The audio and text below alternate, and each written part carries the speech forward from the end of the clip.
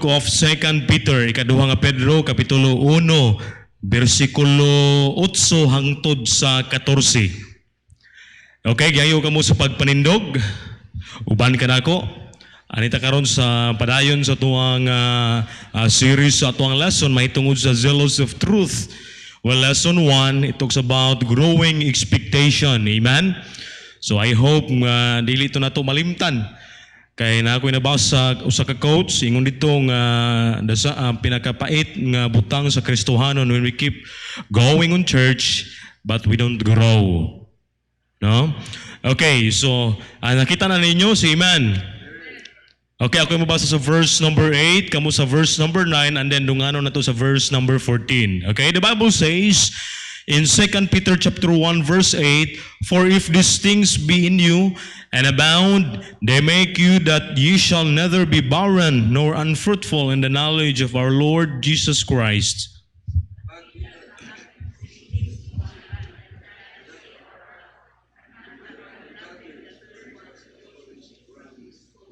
Verse number 10, "Wherefore, rather, brethren, give diligence to make your calling and election sure. For if ye do these things, ye shall never fall."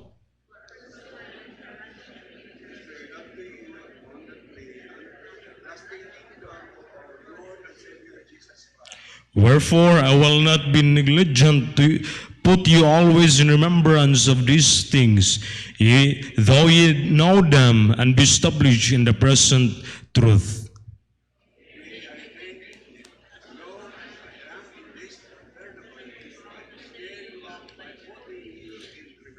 Okay, verse number 14, ready?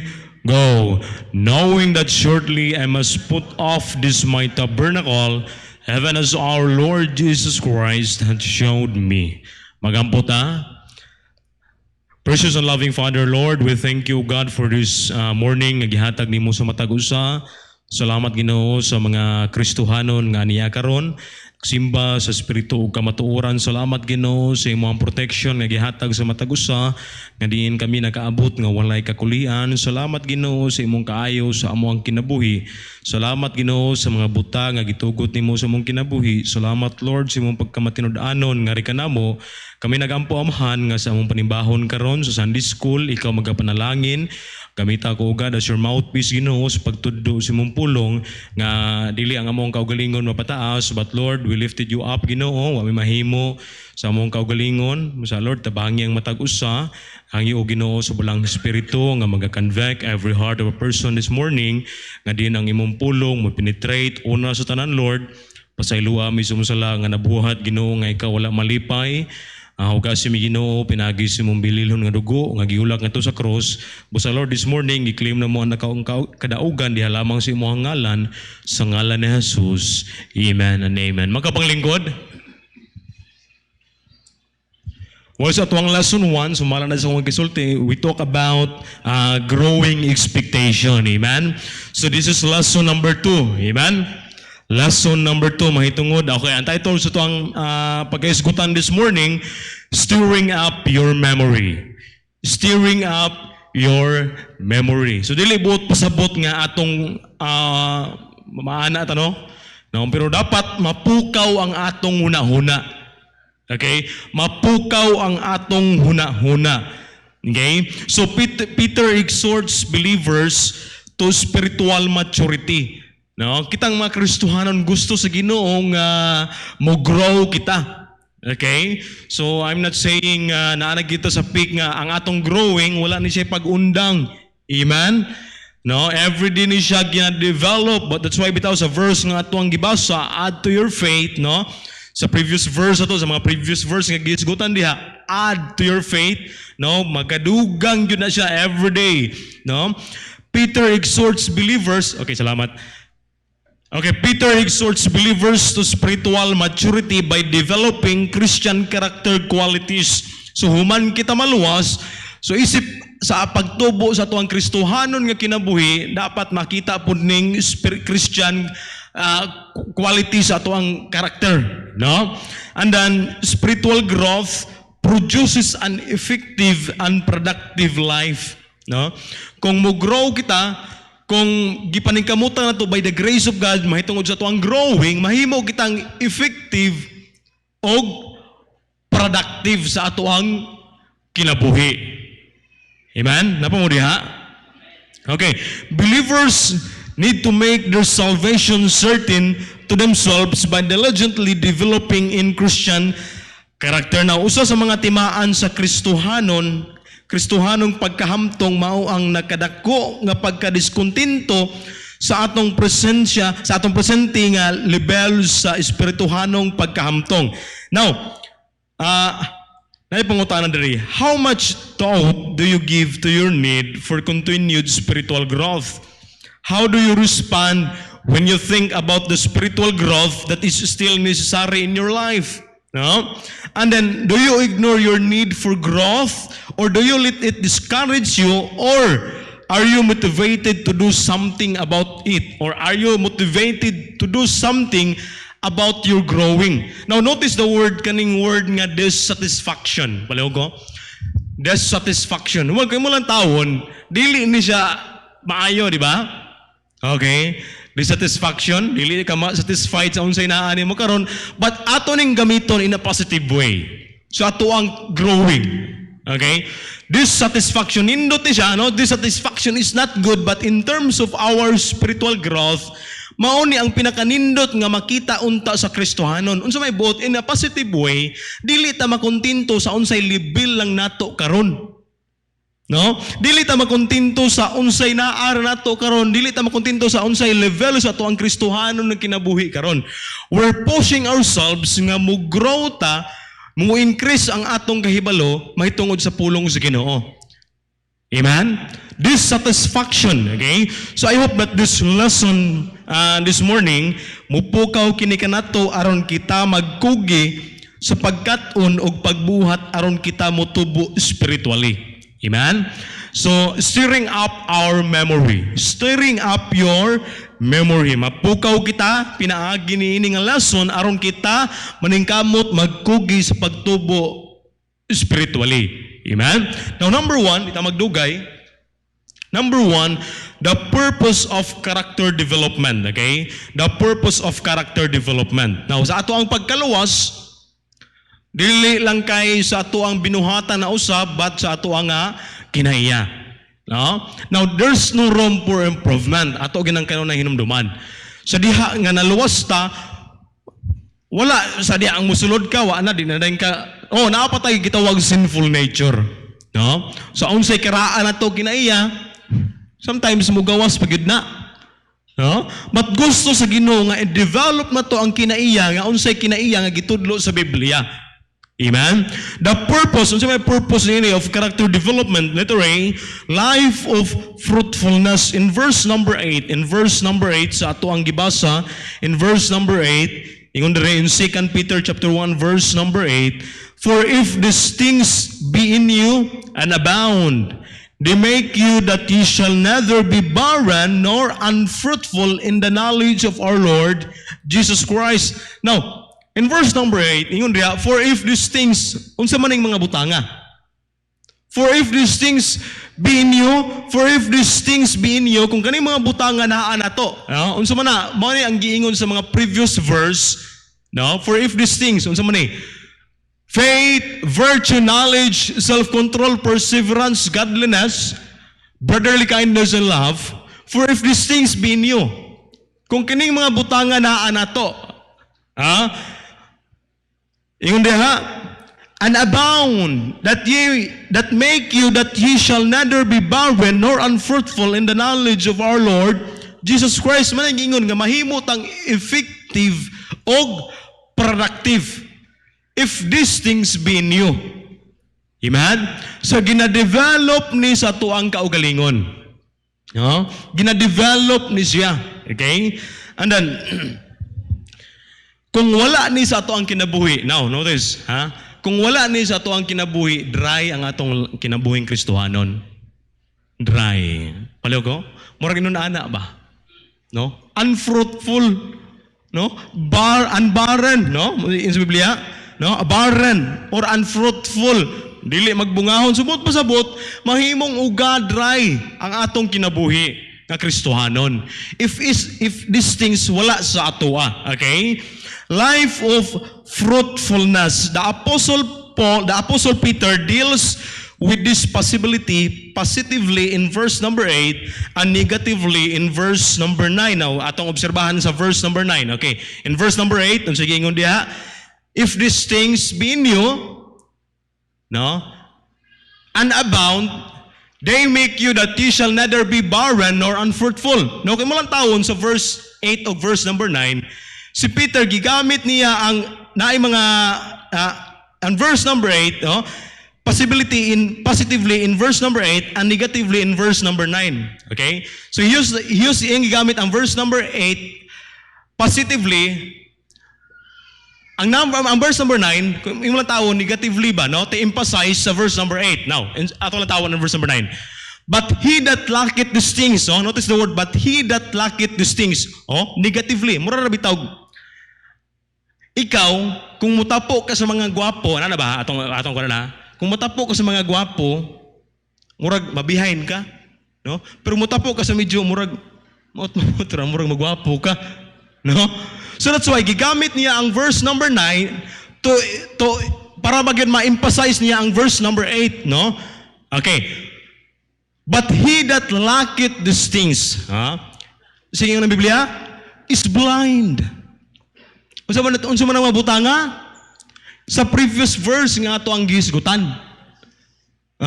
But he that lacketh these things is blind and cannot see afar off. Kung sa ato pa buta dayta. Kung wala ta ni ini, matawag dayta blind, no? Buta.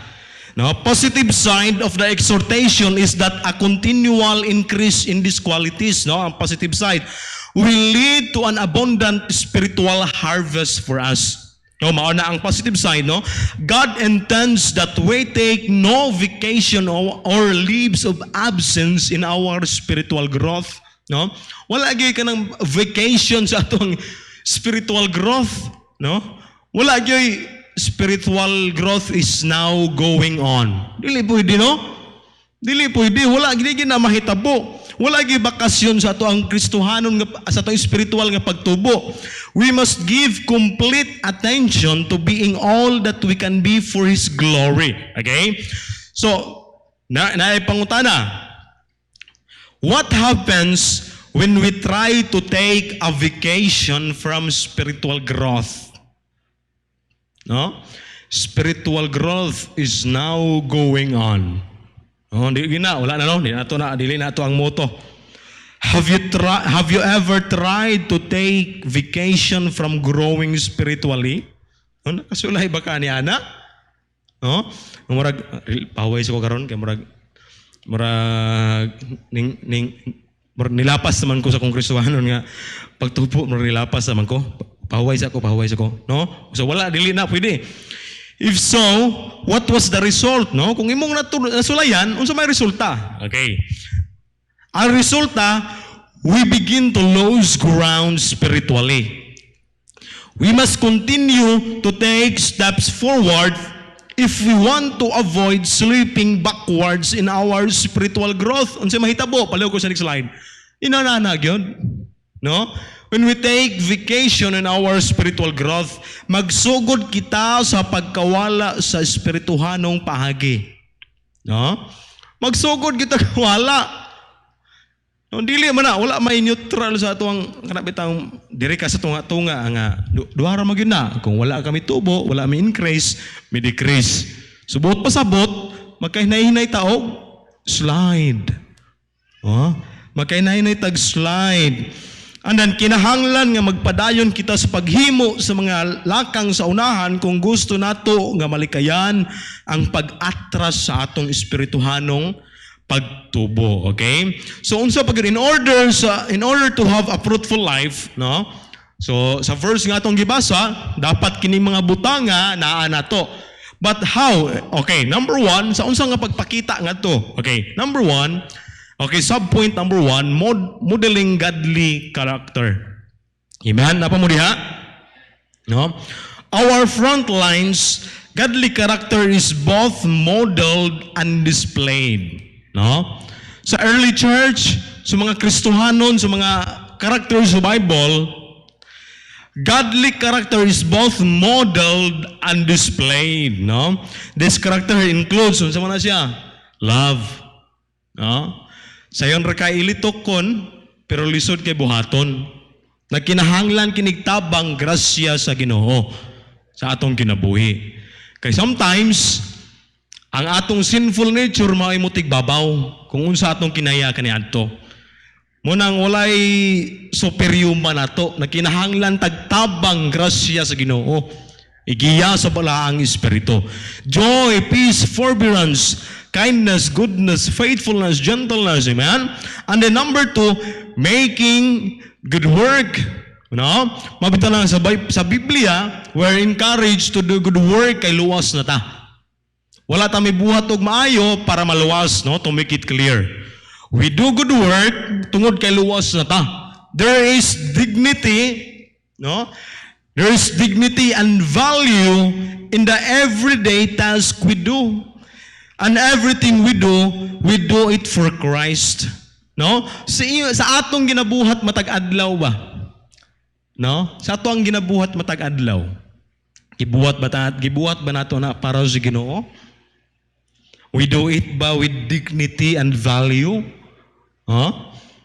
Making good work. Okay, and then number 3, ministering grace and love. Number 4, molding culture. Okay? How can we influence the culture?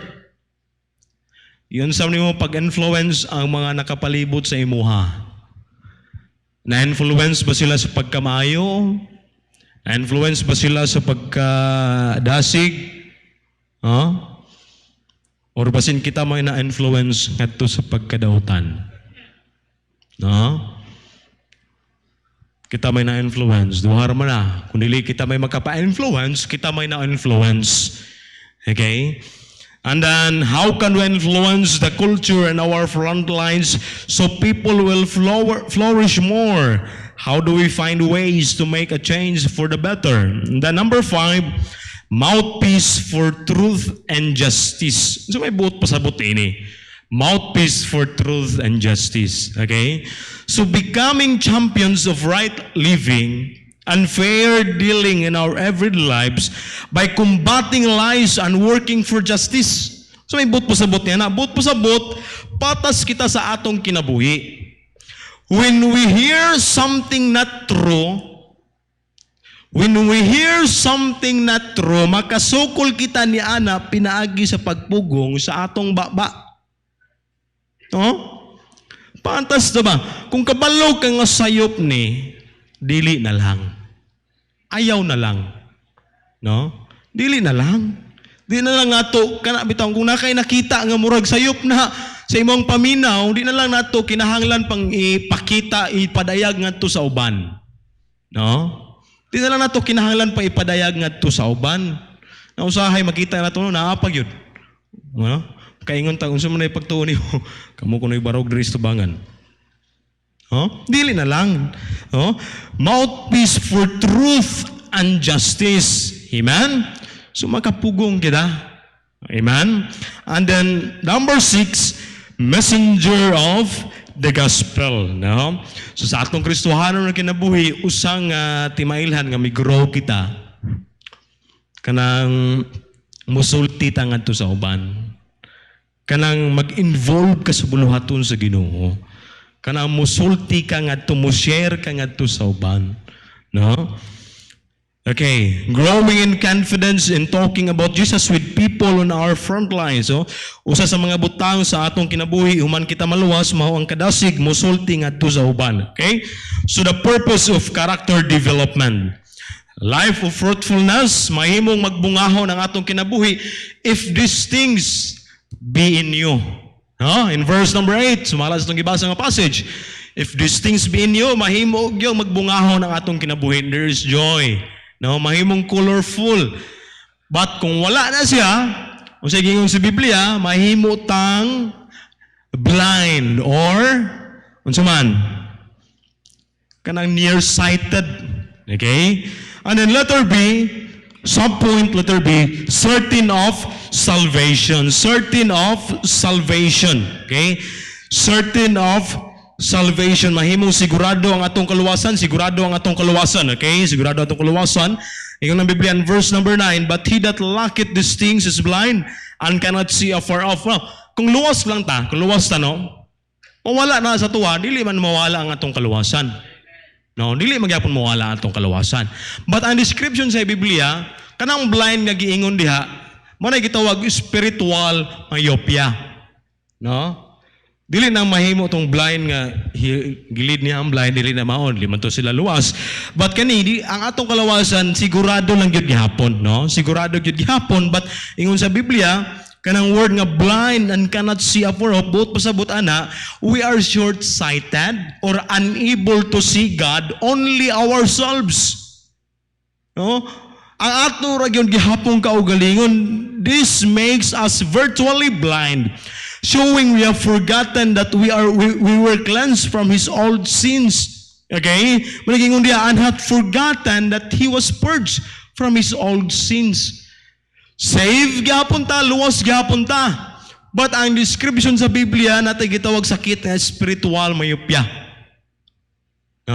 Unsa man na short-sighted. Sibot pasabot na ang aturang kaugalingon ang atong nakita. Wala tay paglantaw sa uban ba? Paglantaw nga to sa unahan ba? Nga ga-desire kita sa atong espirituhanon nga pagtubo. No? Murag ato rin yung kaugalingon. No, wa kay desire nga mabuhat para sa Ginoo to prove nga mitubo ta. Mo na gitawag og short-sighted, no? Blind and cannot see afar off. Peter uses the negative to express the positive. So believer who is ineffective and unfruitful is being blind.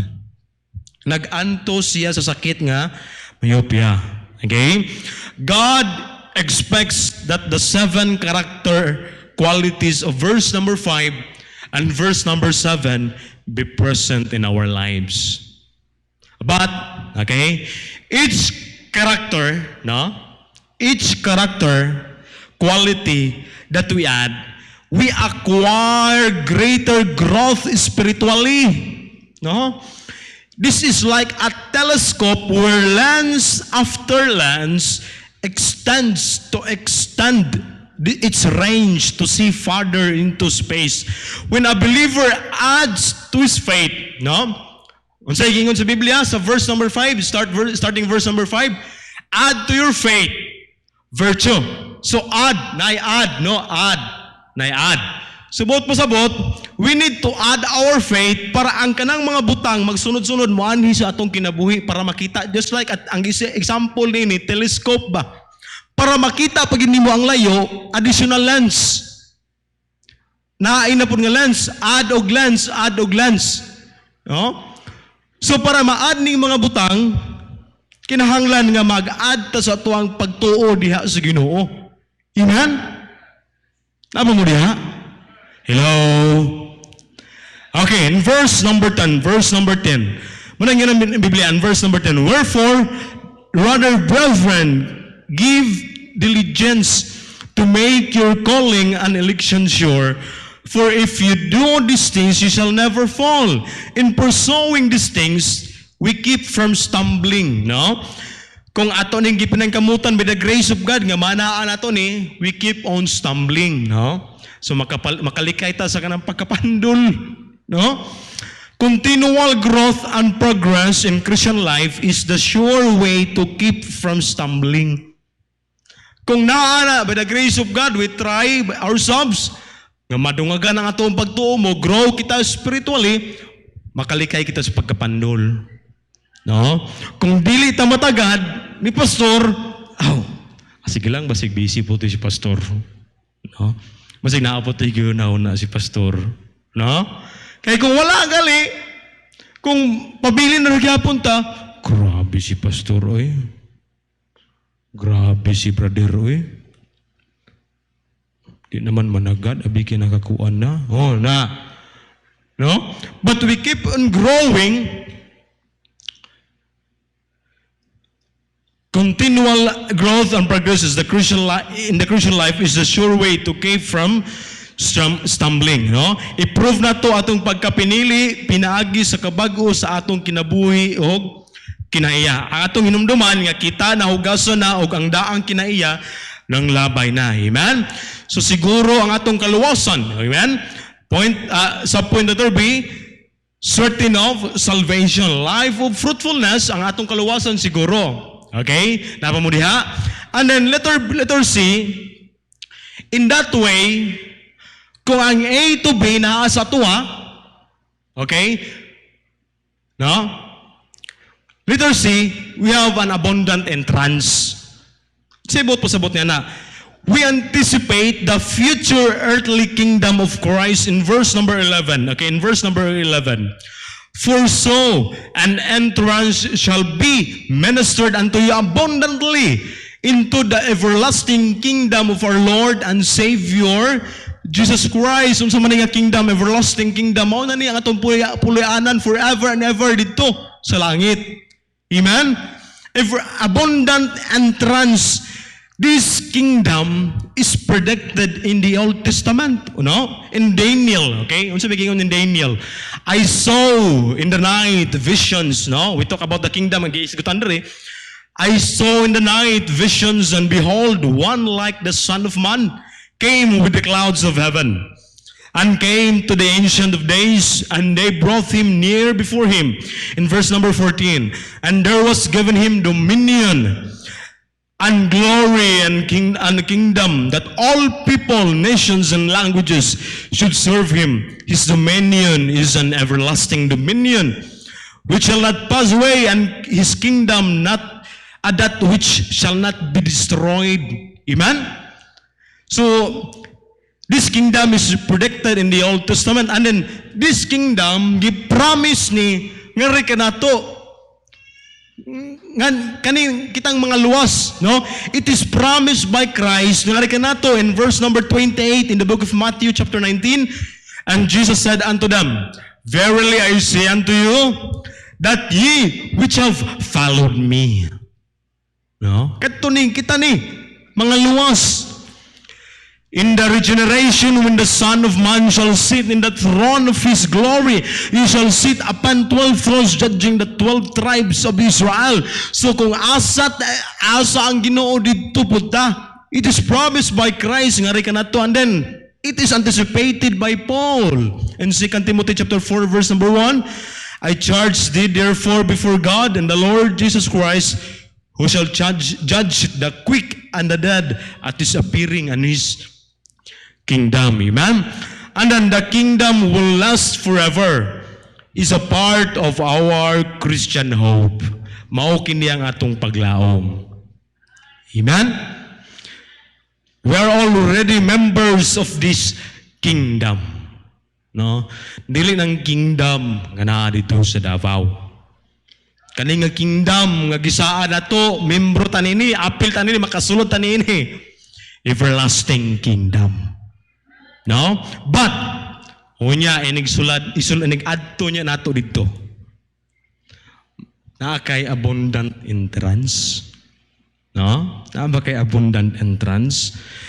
In Colossians chapter 1, verse 13, who hath delivered us from the power of darkness, and hath translated us into the kingdom of his dear Son. What a joy! Amen? Pagkaanindot, imbis na ata sa kangit-ngit, but through the Lord Jesus Christ, hath translated us into the kingdom of his dear Son. Amen? What a wonderful welcome sa usap ka fruitful Christian dito sa langit. Manawingon yan, well done, thou good and faithful servant. Kung kana, atong kinabuhi, we are fruitful ba? No? Ang atong kaluwasan, dili mawala. Itong inumduman na. But ang gingon sa Biblia, we are suffering sa spiritual myopia. We are unfruitful, dili ta mahimong effective, dili ta mahimong productive. If these things wala sa tuwa. Munang gikinahanglan ni og additional, add to your faith, virtue. No? Add. Mura na siya telescope nga kinahanglan aron gusto ka makakita ka pa sa layo, another lens nga imong idugang. Another faith atong idugang para kanang mga butang nga magkadugang-dugang sa atong kinabuhi. No? Always remember na atay gitawag sinful nature. But matabunan na pinagis tabang o grasya sa Ginoo. Amen?